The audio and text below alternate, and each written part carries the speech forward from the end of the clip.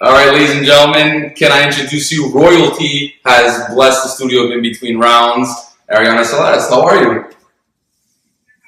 I'm very good. Just wanted to ask. I kind of like to open up the interviews with weird questions and weird things that happen to my day, and maybe have a correlation. I see you have fantastic teeth. I see you have like very straight. Yeah, I see it's luscious.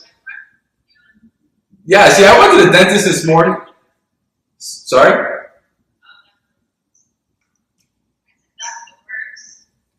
Yeah, I went to the dentist this morning. I actually high fived my dentist.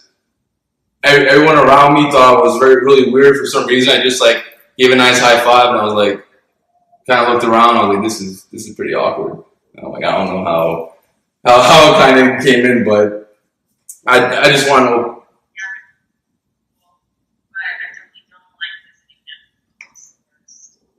All right, so there's a lot going on with you. There's a lot going on with you that not a lot of people know. For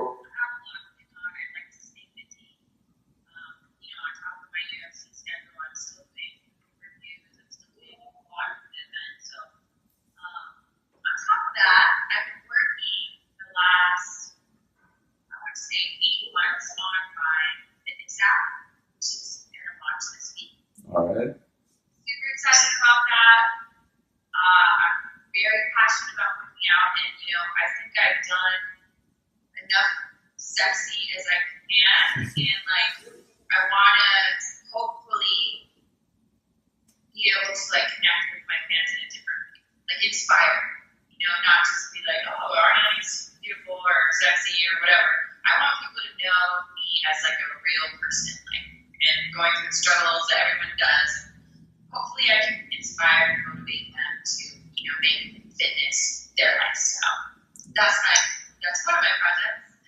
Yeah, because that's the thing. Because what I saw, like obviously I had Ariana come on the show. I was like, all right, this is crazy. I've had Steve come on. I had all these champions, and then having you on was kind of different because everyone's like, oh, so you're having Arianny on the show. I'm like, yeah. I'm like, she's coming on the show. Whatnot? I was like, oh, you can talk about MMA and whatnot. I'm like, I don't know if you guys know, but do you guys know she can sing? And they're like, what do you mean she sings stuff like that? I'm like, yeah, man. Like, there's a song that she kind of covered. Like, you guys didn't hear that, and then just I made a couple people hear it, and no one.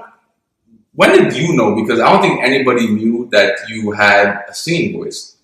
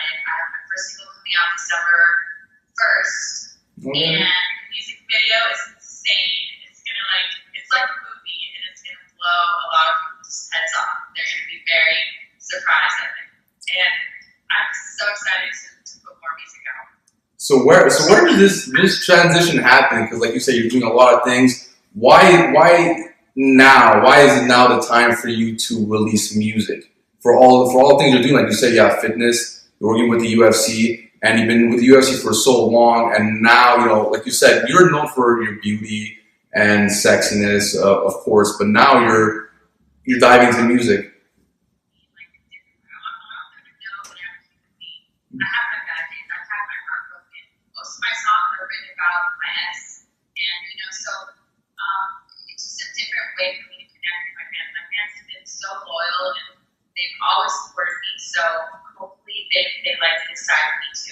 And I think timing is everything. And, I've spent so much time with the UFC, and I really didn't have any time before they hired other girls. So I think timing is everything, and the timing is right. I've built my brand, I've built the fan base, and now I can just kind of have a little bit more fun instead of just just doing only UFC. Not that it wasn't fun; it's been so much fun, but that wasn't my end goal and my passion. My passion is fitness and music. So now I finally have time to work on that. All right, so you have your first single, December 1st. We got a video coming in. These are kind of steps of album. A lot of musicians, when they're saying there's a single coming in, a video going on, are you working on a full album? Is that, obviously it's a main goal for musician, is that what you're working on already, or just a couple of songs here and there? That's the main goal. I honestly have over 16, 17 songs that I love. They're all different. I'm very proud of each and every one of them. But I think the first step was to get this video out and get a song that people will love and turn heads and open up people's eyes to see me as now an artist. So that's the first step, and then hopefully in the future I get a record label on deal. But the beauty of it is you don't really need a record label now, so it's kind of you can do what you want. So obviously to have a huge record label behind you and have a whole album is definitely the goal, but it's not needed nowadays, which is great. The music industry has changed a little bit, so a lot actually. Yeah, well, you're right. You have a lot of artists who are doing that. You have, I think, one of the most known. You have Chance the Rapper, who people are trying to sign him. So you have examples like that, and especially that you already have your brand. You have the big brand that you've been working so long with the UFC and whatnot, and now you have the potential that a lot of people don't. I guess you could go out on your own. You don't need that label, like you said. So it's easier and it makes it more fun for you, I guess.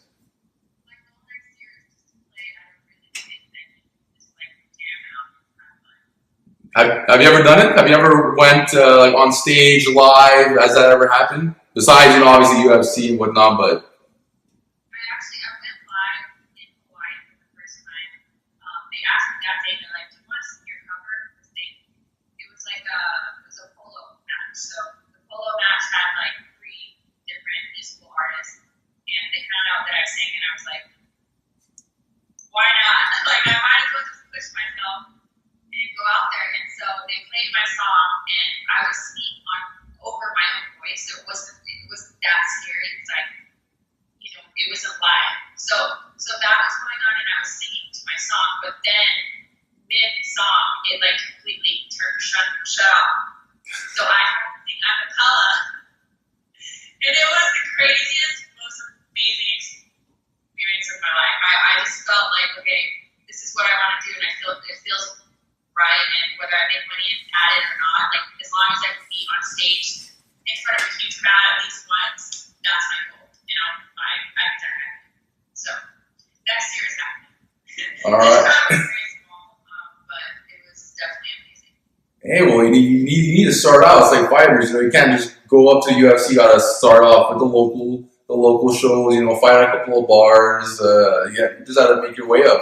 You can't just go Madison Square Garden, but you have that ability and I guess the skills, the connections to make Madison Square Garden possible. Who knows? Maybe next November, UFC, you open up with a song. Come on, tell me something. Exactly. So you have your singing, modeling. Just want to ask a couple UFC MMA questions. Obviously, first of all, how did this happen? Octagon girl is just kind of a weird thing. A lot of people how do you get the job, and how did you get the job, and how did you climb up the ladder to this ultra popularity? Because a lot of people are seeing for women, obviously now there's women MMA, strawweights, a lot of divisions, but you talk about Ronda, she's the face, but let's be honest here. Let's be honest. before all that, for women, you were one of the big faces for women in the UFC. So how did this all come together? I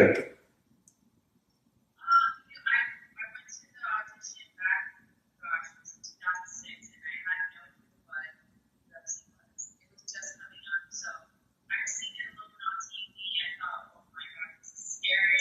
What is happening? But I was in multiple time at the time, and I needed money, so I was like, okay, let me just go to the audition. Went to the audition, and I did my first show. I was so nervous, and then they asked me to come back, and they asked me to come back again. And then we went to Anaheim, and I remember thinking that was the coolest thing ever to go to Anaheim. But and then they asked me to do a year contract. So ever since then, I've been signing, yearly contracts, and it's just kind of take over. I've watched trends. I noticed all of the social media, how important it was, and I just got on, I think, at the right time. And I'm very, very thankful for where I am, and I love my fans, so that's why I saw this as an amazing way to interact with the fans and make them feel special, because those are the people at the end of the day that show up to your meet and greets and all that stuff. So I would say I'm a pretty good business savvy person. My mom has instilled these really good values of always working hard and always being able to take care of yourself as a woman, without a man's help. Just because she had to do it for the first 3 years of my life, really by herself, going to nursing school full time and and having a 9 to 5 to take care of me. So it was she's my idol. She's the one that pushes me, and she's the reason why I'm such a go-getter. I can't go a week without just sitting still. I remember I had a month or two off of work with UFC, and it was just a really slow month or two, and I was just going nuts. It's what am I gonna do? Why am I sitting around? What's the next move? So I like to be on the move all the time. So it makes me feel good. I like to take care of my family, and one day I'll have a family of my own. So to be able to contribute as a woman, I think that's pretty cool. Well, I think that's exactly what you did and what you're doing. It does make sense. The fact that you were, they'll talk about women's MMA women pioneers, but they don't realize that you were really one of the first. It was more of a cockfighting sport. It was only these barbaric guys in tank tops drinking beer, watching the cage, and then just the evolution. Then you coming out, then all right, those when girls see another girl on TV, okay, we're gonna watch. They're just okay, there's another girl's there, so then you start watching, and then it just develops, and now it's where it is today. Sports, you have 3 divisions for females, and it's just you're big. You contributed a lot to that. So congratulations and thank you. Actually, thank you for making the sport where it is today. So.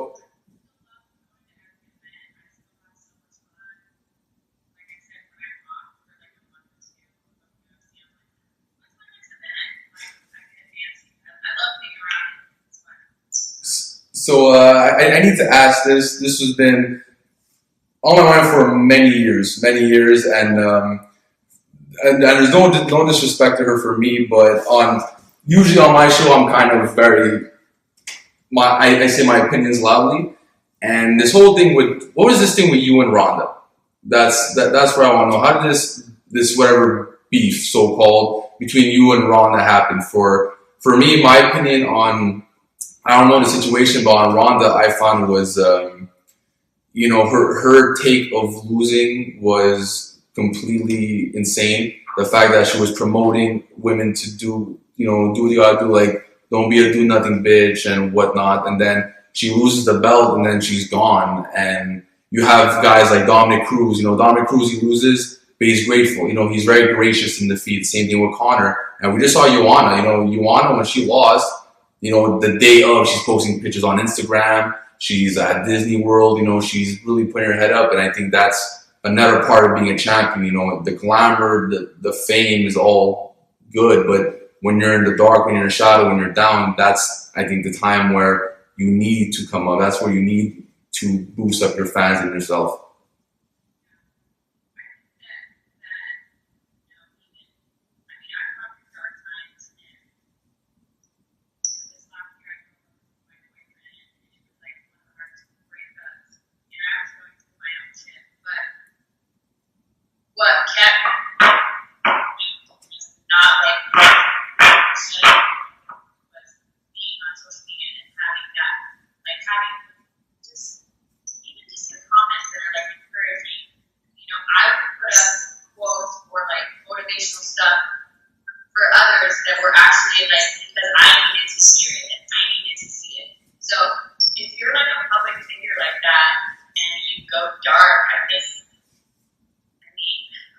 I don't want to talk any crap, but that's like the opposite of what you should do as a leader. You should show people how strong you are. You should show people that yes, you can go through adversity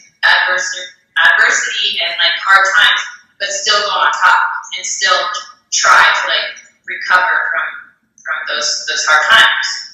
And so I didn't have any beef with her, and I don't really know or understand why she had beef with me. But the only reason I could say is that if maybe she heard that same thing that you said, that I was the face of the UFC before females came in. As a fighter, if I was a fighter, that would probably bother me too, because I've never fought in my life. It'd be like, why are they calling her the face of the UFC when she's never fought a day in her life? So I understand it, but it was uncalled for, but it's in the past. It's in the past because now just how it is, like you've been so consistent. It's crazy the fact that it was you since day one and you're still here, and the fact that she had her, I guess, minute of fame and whatever. Now it's just it's all gone. So at the end of the day, I guess the face of MMA won the battle outside the octagon. So.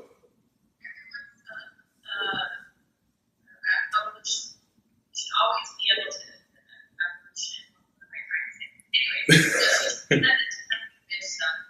I see that she's married, she's slowed down. Like there's all different people in different ways of life. Like there might be a stay-at-home mom that is considered a nothing bitch, but she's still taking care of her family, and that's a job in itself. So to pass that kind of judgment is not very nice. But maybe she learned from it.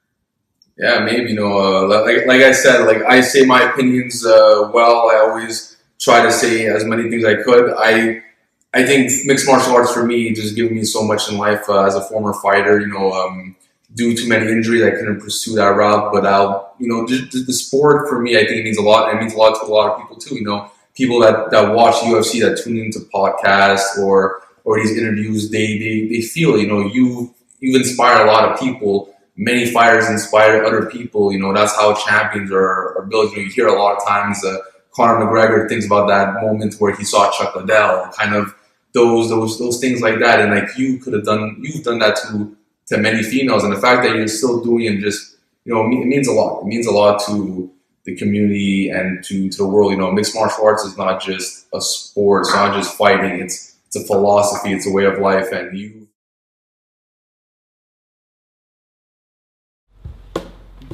Are you waiting on me? I'm sorry.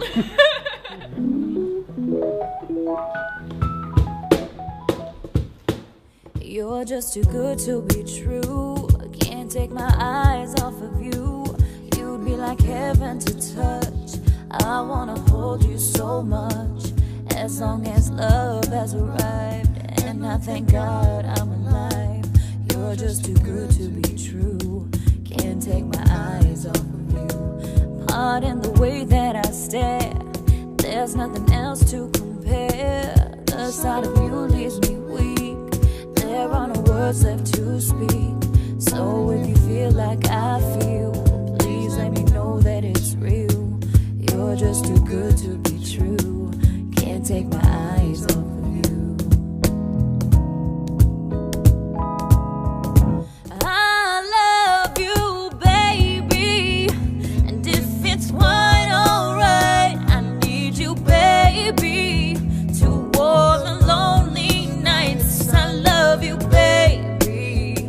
Trust in me when I say okay.